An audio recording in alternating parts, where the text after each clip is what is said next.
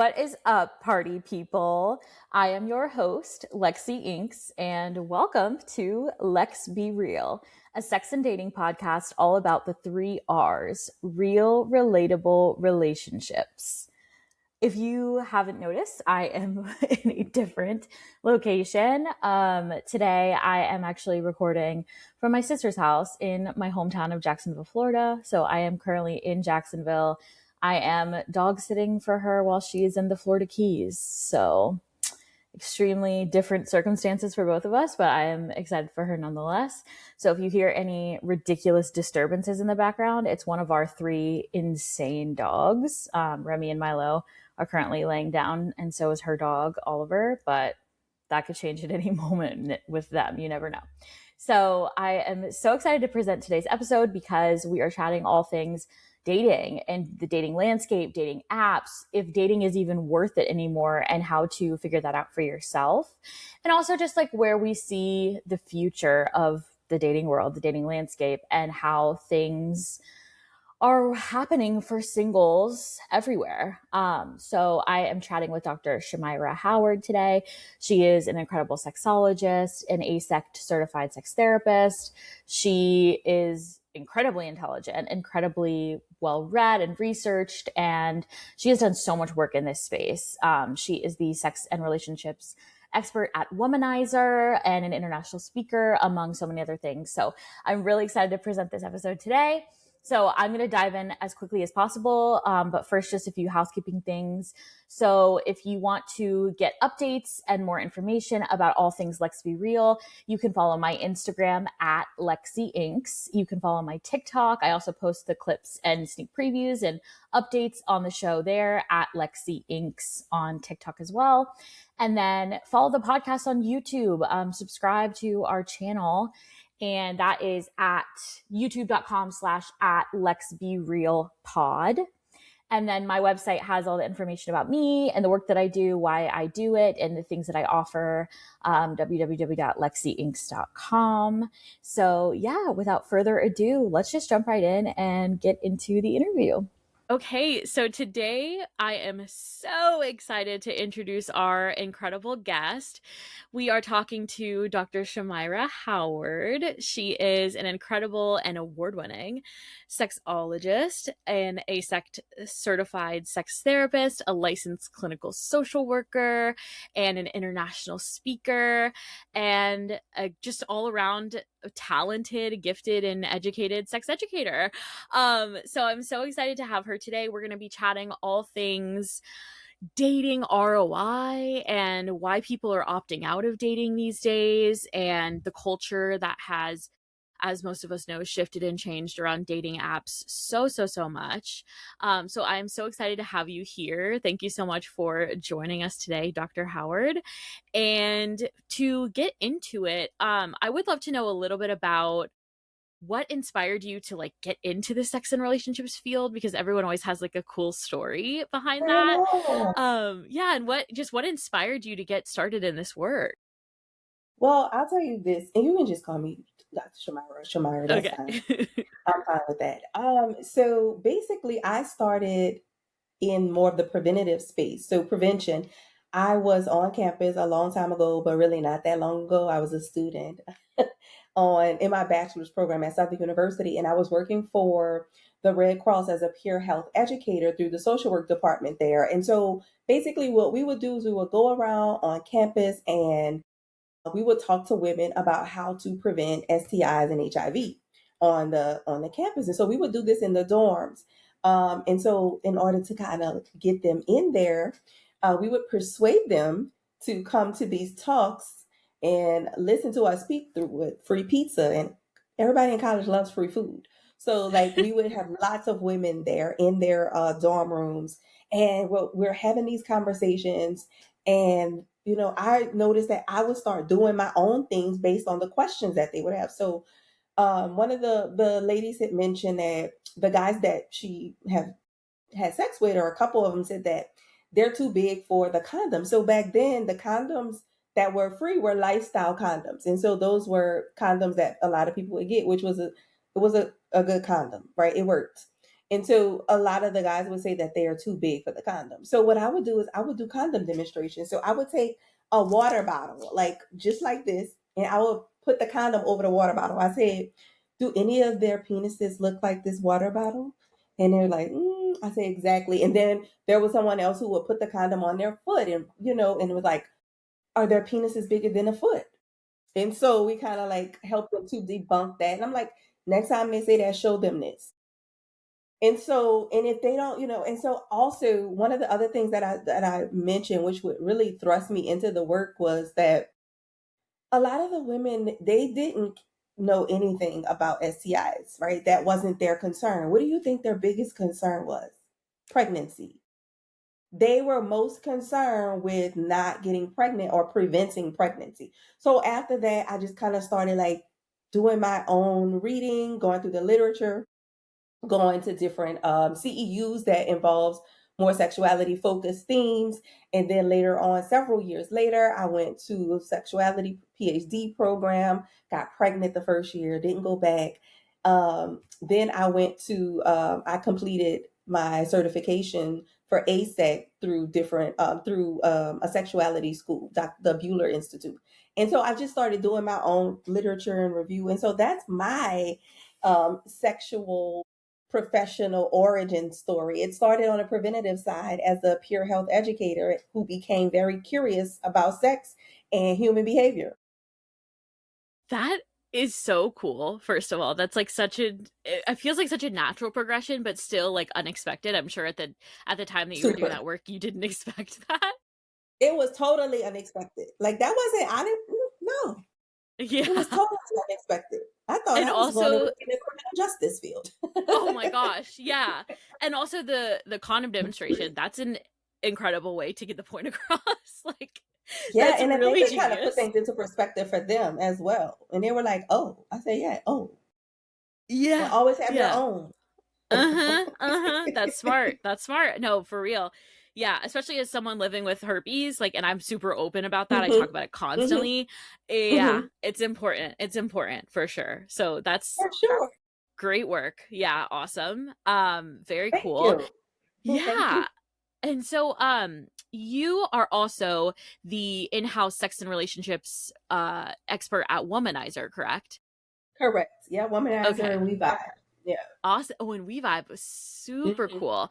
Okay, so that is really incredible. And I'm sure that through all of this work, you've just encountered a lot of people who have lots of different like opinions and kind of hangups, I guess, about sex and dating, which is why I'm excited to talk to you about this topic because I feel like the vibe and the landscape of modern dating and sex both together have shifted so much in the Hmm. past couple years.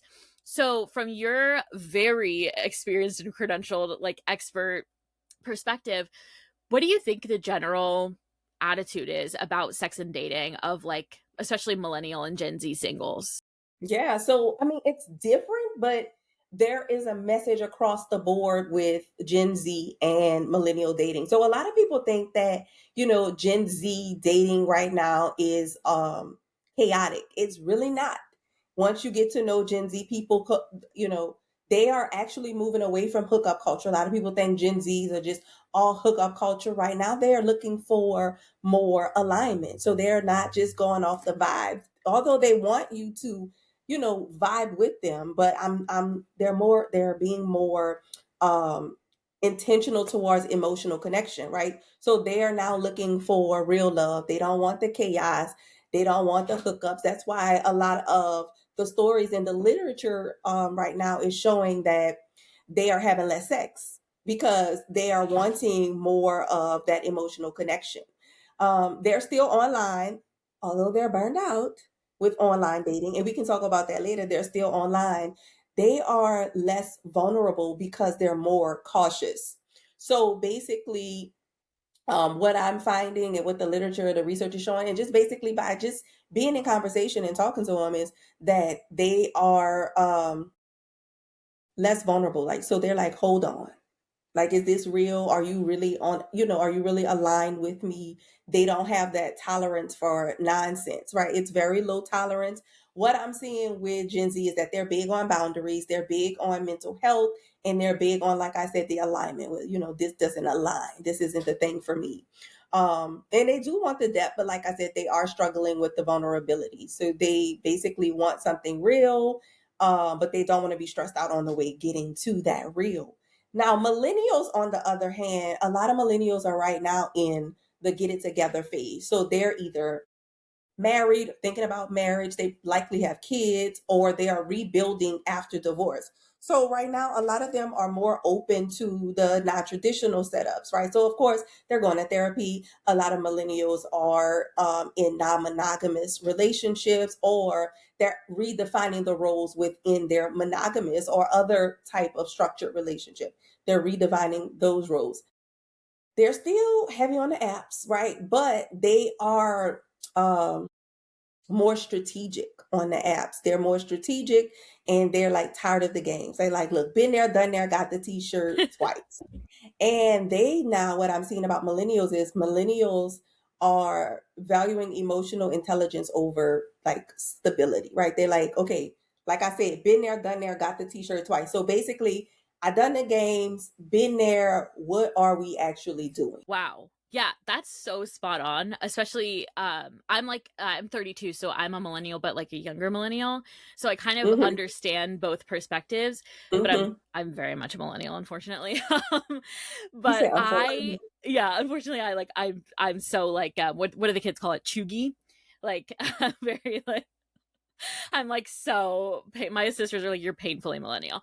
But no, that's so accurate and so spot on too. I mean, not only just like statistically what, research is showing, but yeah, I think there's such this divide between one of the most things I've been talking about recently is Gen Z in some aspects is almost like sex negative in some sects of Gen Z, not all of it, but in comparison to the way that like my generation, like millennials, like we were so open with our sexuality. We were kind of one of the first generations to like really embrace hookup culture and kind of be more like liberated in that way.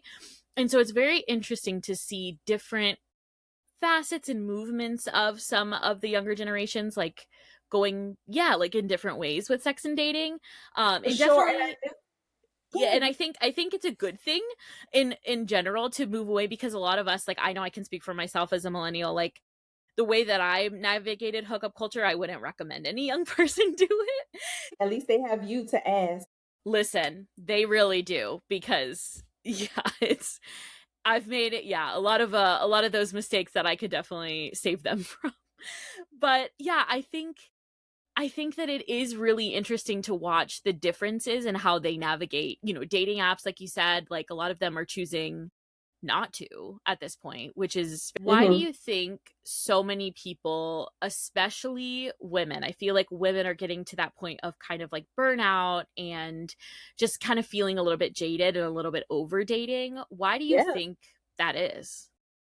Well, so right now they have app exhaustion too. So a lot of, like we talked about, a lot of people lived on these apps, and they went through dating on apps, and they still are on the apps, but they are exhausted, and there's a lot of dating exhaustion right now as well. So lots of people are feeling the fall down of the dating culture. So there's dating culture, and then there's these different dating subcultures that are there, right? And so a lot of people just aren't dating because what they want isn't readily available for them. So a lot of people, if we're talking about Gen Z and millennial, a lot of them are wanting serious partners, right? They're not wanting the games. They aren't as vulnerable. That means they likely are having partners who aren't as vulnerable and as well. So that lack of vulnerability on each part is causing there to be like less people dating, right? People don't feel like others are taking them seriously right now. For example, there was a survey that Womanizer did, right? And so this was a larger, a smaller survey. They surveyed 169 single heterosexual women. There's Womanizer. Only one in four of those women said that they're actively dating, and almost half of them said that dating has become harder in the recent years, right? And nearly half of them said that they think if they doubt that they'll even find a partner right now. So um, they're finding like a lot of people are only looking for hookups. The people who were surveyed. So they're like, again, we want what's serious. We want some seriousness. They're finding that a lot of people are looking for hookups. Some of them said that there's a lot of inconsistent communication. There's a lack of clarity going on, and it's difficult for them or hard for them to find people who also want commitment right now. Yeah, that's pretty, I mean, staggering, those Mm-hmm. numbers. And I think to say that, like, a lot of people are looking for hookups, especially that women are encountering, especially heterosexual women. I do feel like the general consensus is that a lot of men are just kind of in that place where they're, you know, statistically speaking, like women are out earning them in a lot of career paths. Women are have more degrees, women own houses, like they're kind of advancing in a lot of these chapters of Yes, life that men 100%. aren't. And so I think men in a lot of ways, like millennial and Gen Z men, feel like they're almost not in a place to like settle down because they haven't reached those milestones. um yeah, and so I do, that's wow, that's just like really validating to hear that. It's kind of, I feel like just repeating the voices of a lot of especially heterosexual women that have been kind of saying this over time, and it's kind Over, of over, and over. And it's mm-hmm. continuing. And so it's like, all right, y'all, like, where are we going with this? Like, what are we doing? If our people are saying the same things over and over, so like, how are we going to make change? Now, that's not to say that there aren't people who are having success with dating. What we're talking about is there is a large number of people in dating spaces and actual dating spaces who are actively looking to date people for commitment, because again, there are different types of dating, and I tell people this as well. When we're talking about dating, we need to talk about what exactly are you looking for when you're dating. Are you looking for hookup dates? Are you looking for exclusivity? And is that exclusivity then going to be commitment? Like, you have to know what your dating goals are. And so we're basically talking about people who have a dating goal of commitment and exclusivity, or, and that's just something that isn't being consistent across the board in various communities. Yeah. Yeah, for sure. And like, yeah, you have to figure out what dating means to you, like what your goal Correct. is for that. And also, it's it's different with the way that I think even dating apps themselves have changed, not only just the culture around it, but like, Bumble recently announced that they're getting rid of the swipe feature, so you can't swipe right Hmm. and left anymore, and they're Yeah. incorporating AI, like, and a lot of people had a really strong reaction to that. And so I think a lot of people are, yeah, deleting the apps over across both generations. And I think that, yeah, the just the mindset around it seems to be shifting so much. And obviously from the study that, Womanizer also did, it sounds to be very verified and true. Do you think that now that we've had them for, I mean, over a decade, that dating apps have had like more of a net negative effect, do you think, on the way that dating has ended up now? So I won't say that it's been negative. I will say that it has had several effects on how dating is seen now. Because again, it was one thing then, but it's a totally different thing now. And what we're looking at, what we're seeing when it comes to dating and being on these apps, is that it's about to change again. Because as you mentioned, AI is coming into the picture now. These dating apps has changed the way people are dating online now. So, there's always been an issue with people looking for authenticity online. Now with AI, it's even harder because people are coming up with these total AI personalities. They're letting AI optimize their profiles. They're getting language from AI. And then when they meet in person, it's crickets. Because you can't just feed AI everything as we're talking on the date. Like, what's your favorite color? Let me ask my AI. Yeah, You let know what me I mean? ask ChatGPT real quick. Right. Let me ask my AI, like, if you could think about your best vacation, if you could construct your best vacation, what would that look like? Give me a second. You know what I mean? So it's Yeah. getting harder for people to find genuine connections with people that they want to grow with, that feel authentic to them. And that's been an issue with dating apps since the beginning, has been the authenticity piece about it. Because again, a lot of dating apps is about hookups, and a lot of Gen Z and millennials are not necessarily looking for hookups at this point. They're looking for connection, they're looking for increased intimacy, they're looking for availability. And a lot of people who are swiping, they're looking for the physical part, right? They're looking for what do I see, what can you give me, right? And so um again, I won't say that the apps have had negative effects on dating. It has affected dating, and it has changed and continues to change the way people date. Yeah. Yeah. I think it's had a variety of effects. And I think that's like Hmm. extremely true that it's changed the way we view. I think one of the biggest things is, would you say, like the judgments we make about people, because you're given this kind of surface level, like these are 5 photos of them and these are like 2 lines that they've written and then this is their job and their height.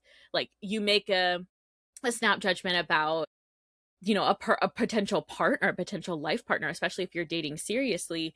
And I think that's something to consider when you're thinking about, oh, do I want to spend the rest of my life with this person? I only see these 3 main things about them: what they look like, what they do, and like maybe a joke that they have. So maybe I know they have a sense of humor. Like, yeah, I think it's so different than obviously previous generations would have ever experienced. And I think It's totally. yeah, it's like gamified. It's gamified. And it's so, yeah, yeah. No, very good point. It's interesting too that, dating apps, I feel like they've been around, it feels like forever now, even though it's been, since probably early 2010s that they really became a Yeah. thing.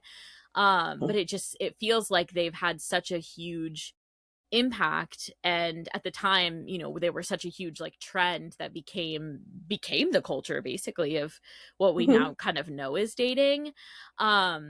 So in addition to dating apps and all of those things, what are some of the biggest like trends, movements in the dating app and general culture that you've seen, especially with like Gen Z and millennials? One of the things that is super, I mean, common right now, especially when we're talking about dating culture, and right now social media is very heavy in all of our lives. You can't really escape it, even if you're offline. A lot of conversation happens around it, but it's the social media and these apps have caused these gender wars, right? And so there are gender war conversations and dating, and it's like that has really impacted people's dating experiences and relational experiences as well, because people are getting a lot of their dating persona from online personalities. And so that is really causing them not to be able to show up authentically, or they're like what a lot of people are calling they're red pilled now. And so a lot of these men have become kind of insufferable for a lot of women and hard to be around, because they are picking up on these people who are online, or these memes, and they're memeing people in real life.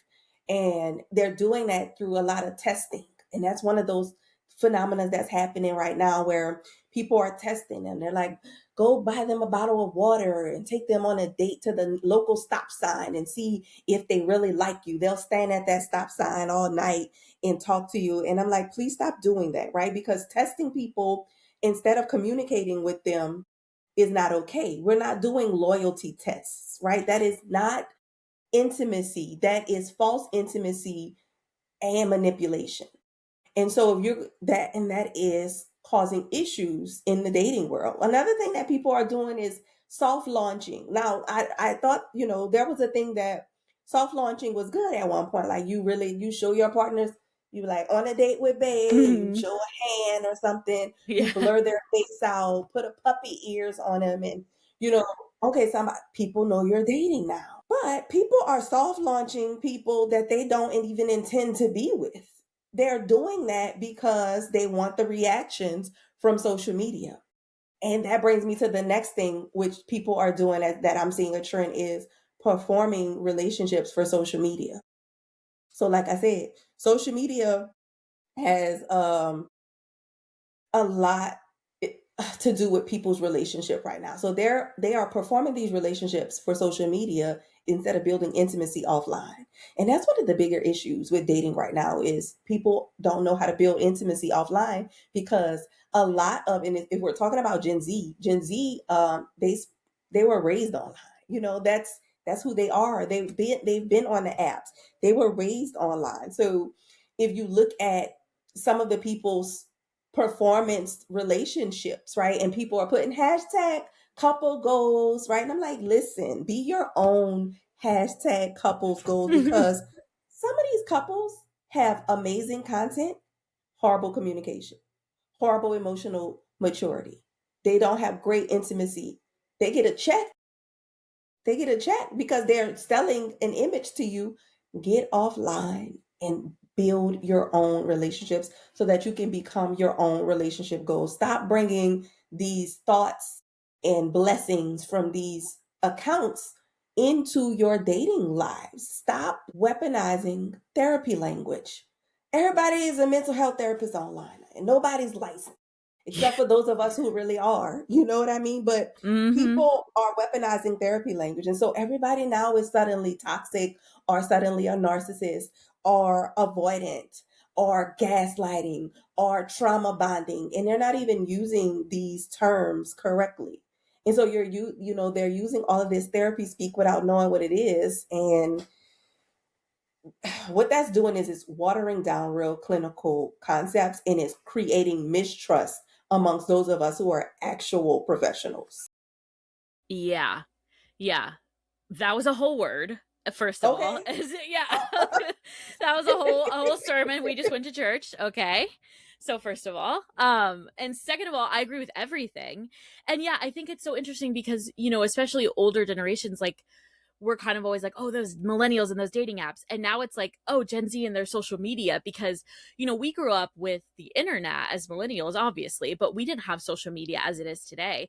Whereas Gen Z definitely grew up with a lot of the social media we have today. And so, yeah, I think it's like the dating apps were kind of our issue of like, oh, this is making connection worse. And now social Mhm. media is almost, yeah, a way to like distort connection and the ideas of relationships and reality that we have. And so yeah, I think you're so right that like touch grass, touch each other, like get off your phone, like yeah, like do like have real life, live real relationships, and it doesn't always have to be on a screen. Yeah, and I think people are starting to crave that in a way now that we're starting to Art. see how far it's taken us. People are craving like real, like what they say that trend recently that was going around. It was like um analog bags or analog like life where you're like Mhm, actually mhm. having hobbies and things that don't involve any Yeah, kind of screen. And great. it's like, yeah, that's so true. Like people are really wanting real tactile, like Exactly. normal life. Yeah. Correct.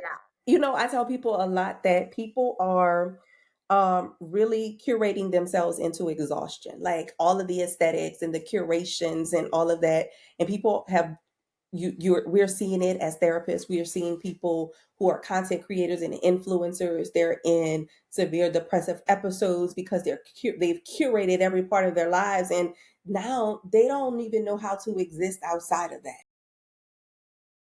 And that's Mm-hmm. another thing that's affecting dating is everybody, you want to be an influencer, so everything's got to go online. It's like live your life offline. Get to know who you are as a person. Get to know who your partner is what do you like? What are some things that you might want to do that don't include the internet, that don't Exactly. include social media, Yeah, that you don't have to film, that you don't have to put online. that you don't have Yeah, to post, and you don't have to exactly. curate, and it doesn't have to fit an aesthetic. Mm-hmm. Yeah. Yeah, that's yes, like the best Yeah, advice that anyone can take away from this is like go live real correct. life. Yeah. And so speaking of, both aspects of, both sides of the coin, how is all of this also affecting people's sex lives, you think? Mhm. Well, I mean, I think what I'm seeing is all of this is affecting people's sex lives because it's sabotaging closeness, right? So when we have all of these outliers, especially when we got to go on the dating apps, we just swiping all day. There's so many options that are available at our fingertips, and so we're not supposed to be this connected. All of these fire. We got everything firing off. We're addicted to this. Our dopamine receptors are going off. We're overstimulated, right? And all of that is sabotaging closeness. And what we know is that we need closeness. Like literally, as humans, we have the need for touch. And so spending so much time online is robbing us of that experience. There's something that's called skin hunger, right? And so basically, even it starts at birth. Basically, it's why they do this skin to skin contact with the baby, and the birther, the parent, if after they've given birth. We need to be constantly touched. Our body desires that. Our body needs that. It's a physiological make is that part of our physiological makeup, right? So what all of this chaos is doing again is it's teaching us how to not live with each other when we are literally born for some type of connection. And that doesn't necessarily mean a sexual connection, right? Because it also can affect our confidence, right? And so our confidence, our self-esteem, our sexual self-esteem, when you are constantly swiping, or if somebody doesn't swipe on you, now it's a whole other thing. Now it's like, oh my, like I, I haven't matched with anybody in 27 seconds. What is going on? Like nobody, Mm-hmm. I've been on here for a whole minute and I haven't matched with anyone, right? So I think, even though a lot of people, have confidence sometimes that right now, because of dating, the way the dating scene is, that their dating confidence right now is low. In a survey that Womanizer did, it showed that 56% of single women, they still report, and this is the good part about it, they still report being satisfied with their sex lives.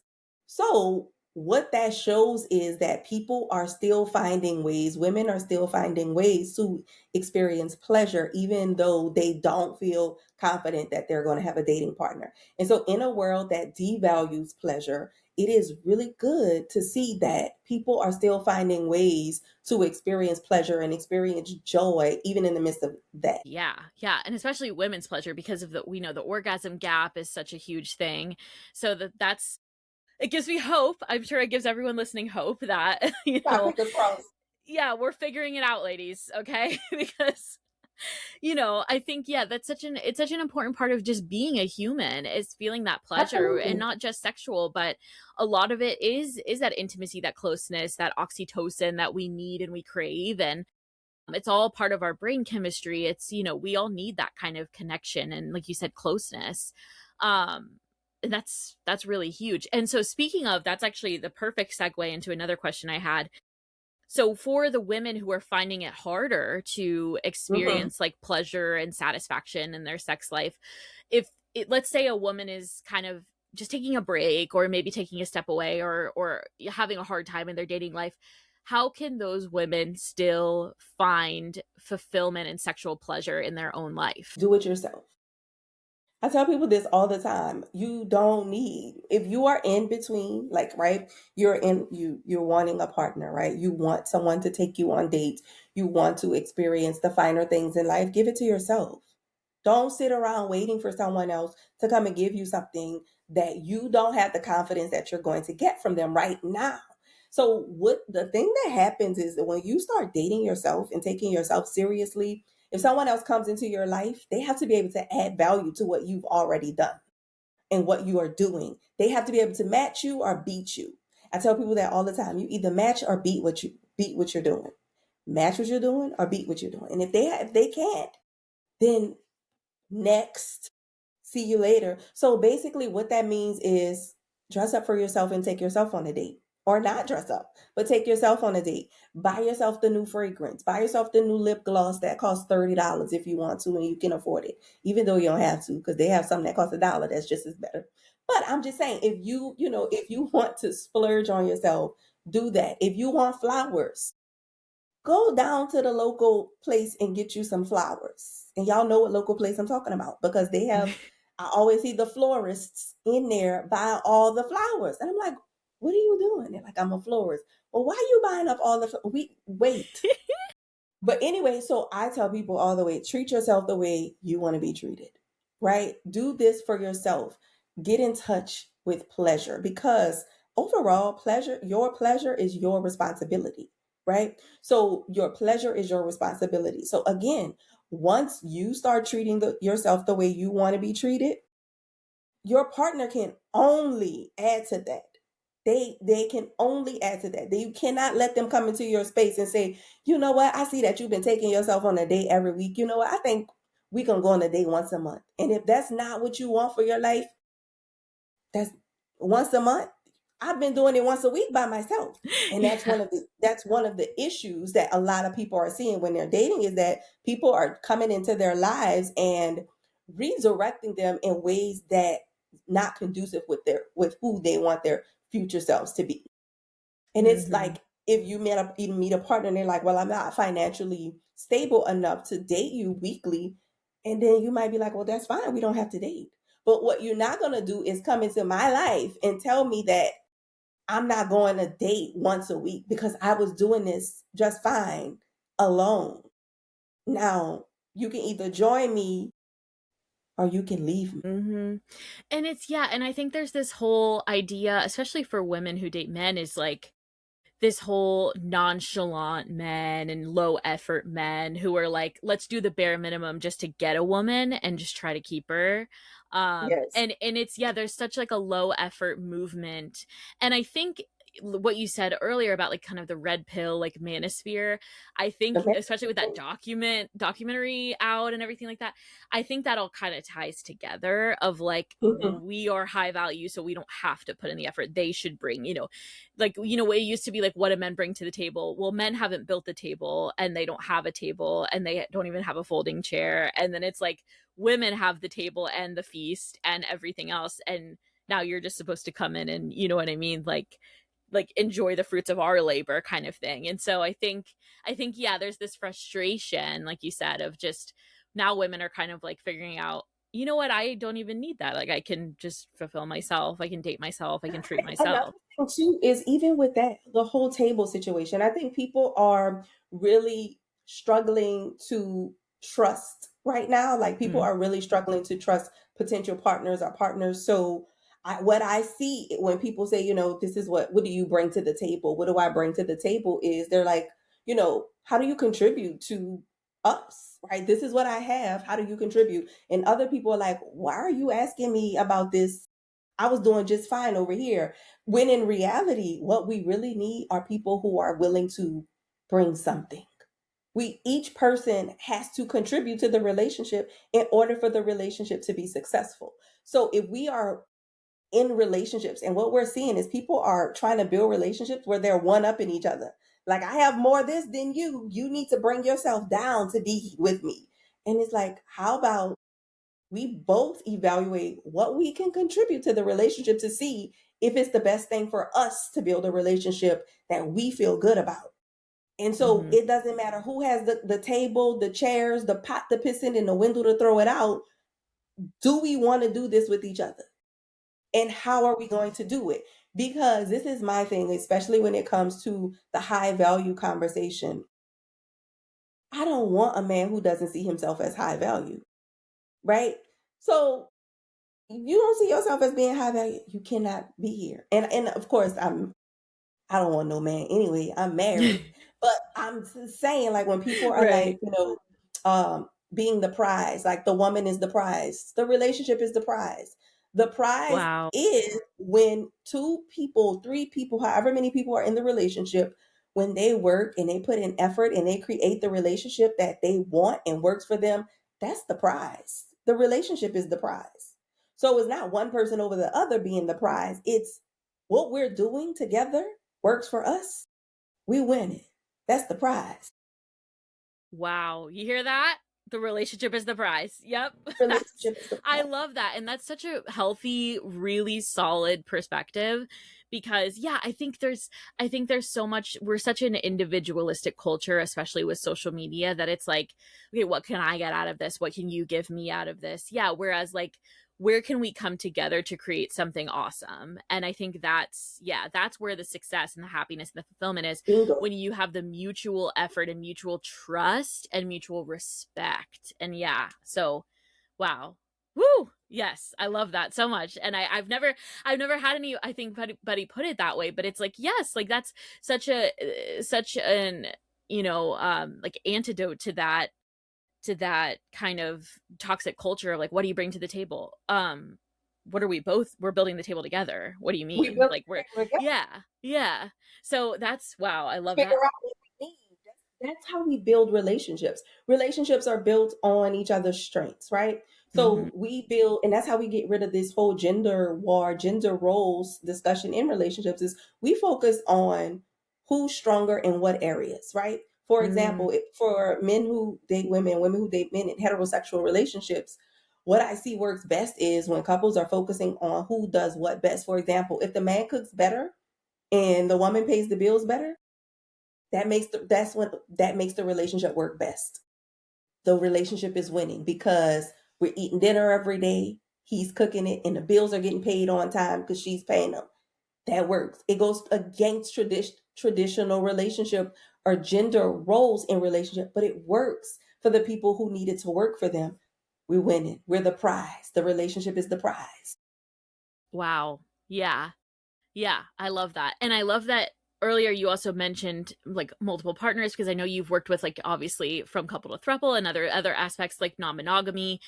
And so let's talk a little bit about that as well, because I want to make sure everyone feels represented here. Like, let's talk about like queer relationships and non-traditional, like non-monogamy relationships. Like, what would you say to those people who are kind of struggling in this general dating landscape to find their way? Mhm. So I think when it comes to different types of non-traditional relationships and non-monogamy, different types of queer relationships and different structures is what I'm seeing is they're not experiencing much different or many different situations than people who are in traditional types of relationships. And so that is interesting because people think that people who are non-monogamous, polyamorous maybe, or just non-monogamous, they experience they always have a partner, right? They just have this revolving door of Mm-hmm. partners and availability, and that they everybody's trusting and they aren't going through these issues.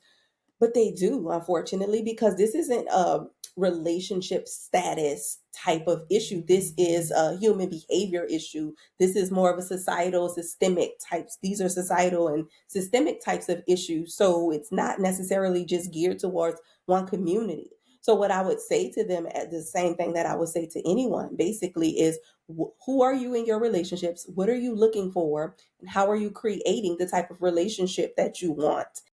Are you online taking these relationships, this relationship advice from people you don't need to be taking relationship advice from, like these people online who have these accounts set up because they had 15 breakups and now they can teach you how to be a relationship survivor because now they're a breakup coach, and now they can teach you how to break up with everybody you date. And so, you know what I mean? It's basically, one, everybody needs to go to a therapist. First of all, we're in a space, and I'm not saying that because I am a therapist, an actual therapist. I'm saying that because we're in a space right now that we're all seeing unprecedented times. Millennials have lived through a lot. I'm considered, I think, an older millennial, teetering on Gen X, maybe, I don't know, but I think I'm an older millennial, right? Mm-hmm. So we have experienced a lot of different tragedies. Everything. And so we're carrying that with us, right? Everybody's carrying stuff with them. We all have different eyes in the world. We are literally living in a situation where we are experiencing things simultaneously, but it's affecting us differently. So when I say we all need to go to a therapist, it's because a therapist will help us to sift out and help to us to see each other's perspective. Like, what is it like to walk in your shoes? Oh wow, I didn't know that every time you walked out to the door, you got to have some type of weapon with you because somebody might be trying to attack you just because of your gender or your sexuality. Oh wow, I didn't know that every time you went to work, you got to take frequent breaks just to keep your job because you got to provide for your family, but you're experiencing discrimination every time you go to work. Even though they might come home and they might fuss about that all the time. So basically, we all need to be seeing someone to help us learn how to cope and exist in systems that we were not supposed to even be trying to navigate, first of all. And then relationships. Trying to navigate relationships can be tricky. It doesn't matter what type of relationship you're in. It always helps to get an unbiased perspective on it. So it can only benefit you. So that's the advice I would give. Mm-hmm. Therapy, yeah. Everyone who knows me knows that I preach. Therapy is going to change everything for you. Like, it really It just gives can. you the tools. It gives you the tools to communicate. It gives you the tools to better understand yourself and your patterns and all of, like, it has fundamentally changed all of my relationships. Every single relationship I have Yes. have ever had in my life, and I owe so much to therapy. So yeah, I co-sign for sure. I'm not even a therapist, Well, but shout out to your therapist. yes, literally. Jennifer, I love you. Okay. Yeah. Yeah. Okay. So let's say, someone has that fulfillment in themselves. They have a good relationship with themselves. They like a woman who like has her own, or anybody really who feels fulfilled in themselves, confident, everything, but they still want a partner. Is it worth it? And like, if it is, how do I find how much intention and time and energy to put into dating? They want a partner regardless. And so like, how do they find that balance between putting so much energy and intention toward finding a partner versus maybe making sure that they also find that peace in themselves, I guess. So what I would recommend is that you schedule it. So just like everything else, you put it on your schedule. So you give yourself a time of what you're going to do and when you're going to do it, right? And so you don't want your quest for a partner to become to, fulfill your fulfillment. Like it doesn't need to be the center of your universe. It doesn't need to be your be all end all every day. So you schedule it. You schedule out how you're going to do this, where you're going to go, how often you're going to do this, and that's how you keep a balance, is that you schedule it, you set boundaries for yourself, right? And this is the big part that a lot of people forget about, is your boundaries, because boundaries basically they help shape identity. They help you stay in line with you and who you are and what's core to you. What are your core values? What are those things that are non-negotiable? So you want to get really clear on your no's, and you want to let your yes be a yes and your no be a no, right? And so for example, if you meet someone and they go to clubs, but you don't, and you say, I don't have a problem with you going to the club, it's fine, I don't go to clubs, so if you want to meet me, it would have to be on Monday, Wednesday, Thursday type of situation between these hours. And we can do something outside of going to the club. Because I don't go to the club. That is your boundary. I don't go to the club, but also I'm not telling you you can't go. I'm not creating a rule that you can't go.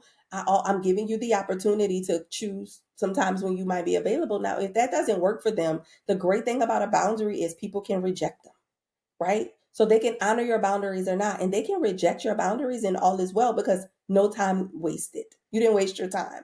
So you need to make sure that you know your boundaries. You know your yes, your no's, your maybes.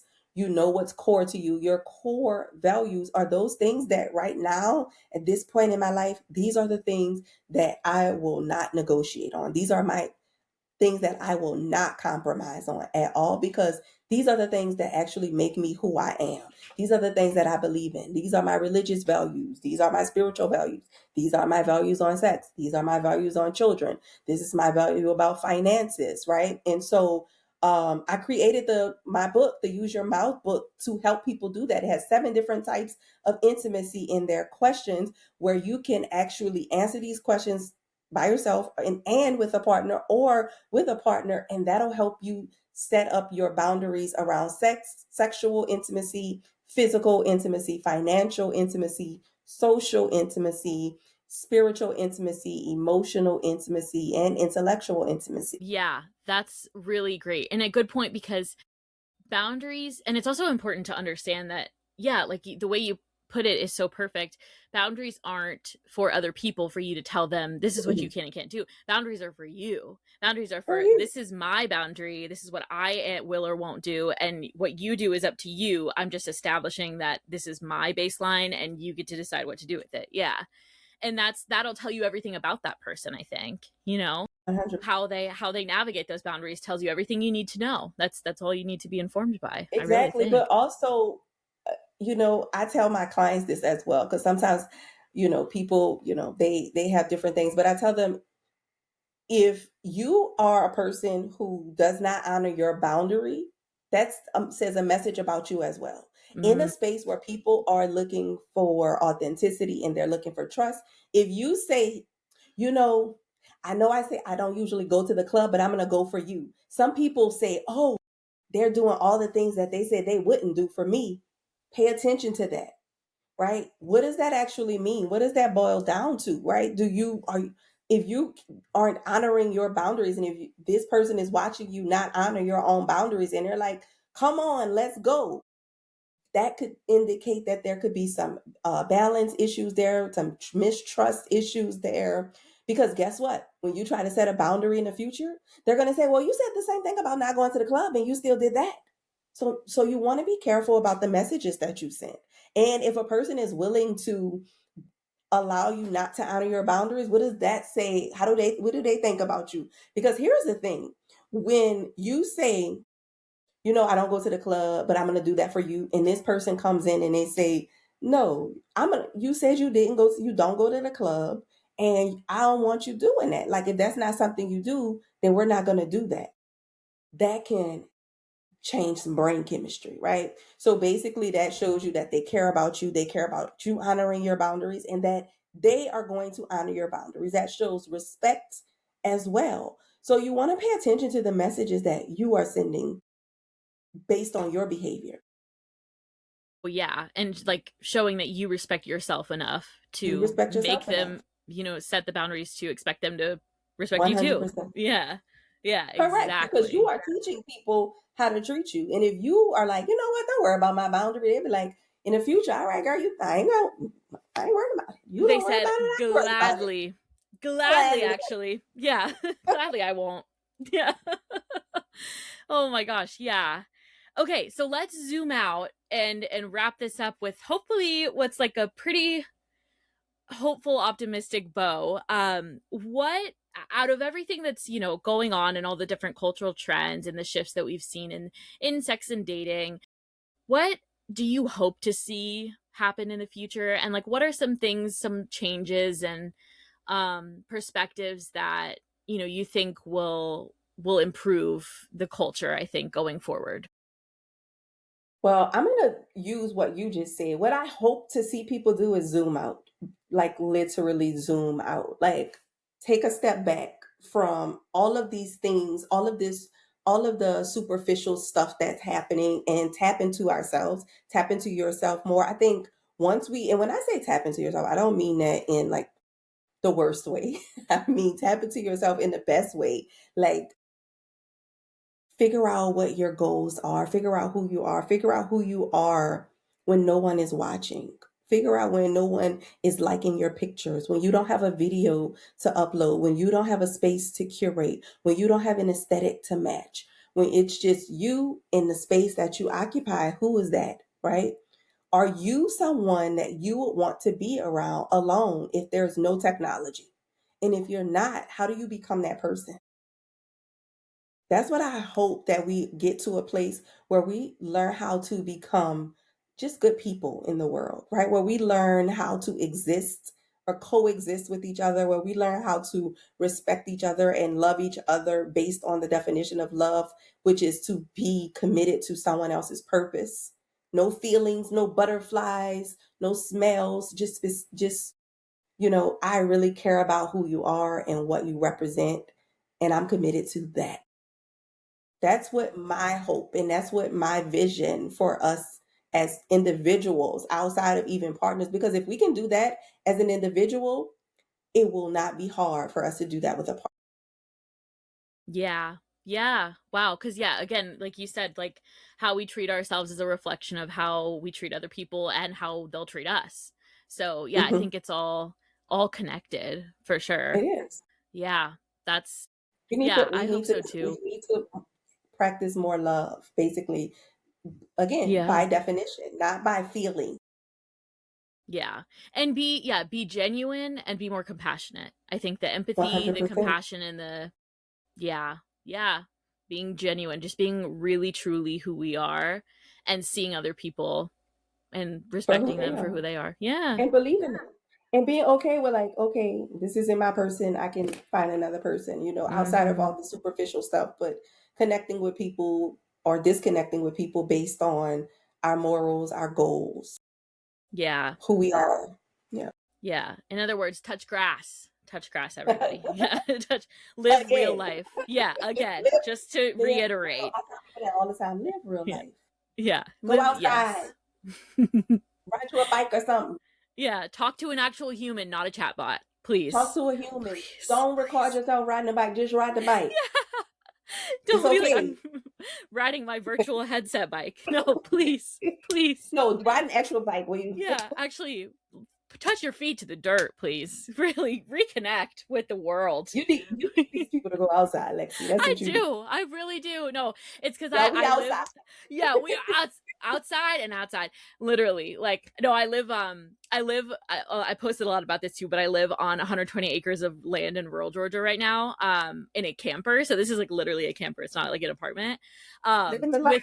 With my parents, yeah, and they just built a house here and everything, and it's so nice. And I'm like, for the first time, I'm like in years because I used to live in the city, and so I was like, wait, like I'm experiencing nature. It's like city girl meets nature. So now I'm like, everyone needs this. Everyone needs this. That's living the life. Yeah. I'm like, I love everyone needs that to for you. reconnect with Mother Earth for real. That's glowing like that. I love that for you. Yeah, thank you. You're Okay, welcome. awesome. Well, this has been so fun and incredible. And I know that woo, you taught me so many things and I have so much to walk away with. So I really appreciate it. Let's tell everybody where we can find you and any kind of Mhm. like socials to follow and any projects you want to shout out. So absolutely. Of course, on thegreencouch.com is where you can find me. I'm on social media, Instagram, not really, but I'm here on Instagram, at sexologist Shamyra. And so if anybody will be in New York, May 30th, so Womanizer is having their wall of red flags. So fitting that we're talking about dating and red flags. So basically they're, as we talked about, getting offline, zooming out. Womanizer is bringing the drama offline with the wall of red flags. So basically, this is like a bold, no filter installation in NYC where singles are going to they're going to anonymously expose like the worst dating behavior they've experienced. So basically, they're going to expose everything from cringe to unhinged. So, visitors, again, if you are in NoHo, this is going to be from 12 to 5 on Lafayette Street in New York, 4410 Lafayette Street. And so you're invited to stop by, grab a marker, and anonymously post your red flag. So that's whether it's a bad date, a bad situationship, or just even a behavior that you'll not tolerate. Come to the Womanizer Wall of Red Flags in NoHo on May 30th. Oh, that's so cool. Oh my gosh, how fun. Yeah, That's and so that's just fun. a fun way to bring people together in real life. Yeah, I love Correct. that so much. Okay, Yes. perfect. So we're gonna link everything in the show notes so we can find Dr. Shamyra. But other than that, thank you so much for being here and for chatting with me. And thank you for the conversation, Lexi. Yes, awesome. Thanks so much for tuning in to today's episode of Lex Be Real with Dr. Shamyra Howard. Remember to check the show notes for all the links that we talked about here in the description. And make sure to follow us on YouTube. I'm so excited about growing that channel and sharing the podcast there. So that's again at Lex Be Real Pod on YouTube. And make sure to rate and review and subscribe on Spotify and Apple Podcasts if that's what you use as well. And yeah, follow me on Instagram and TikTok at Lexi Inks. My website is lexiinks.com for any other information that you want to know about the show or me. And again, thanks so much for tuning in, and I'll see you guys next week. Bye.